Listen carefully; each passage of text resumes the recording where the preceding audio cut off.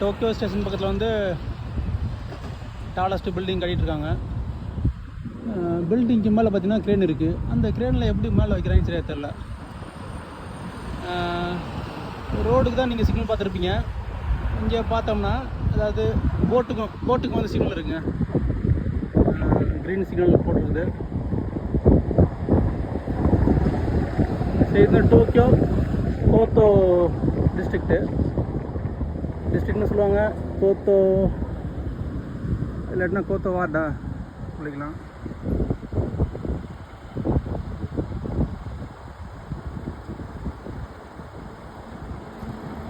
தமிழ்நாட்டில் திராவிட மாடல் ஆட்சி வந்து 1967 தொடங்கிடுச்சு.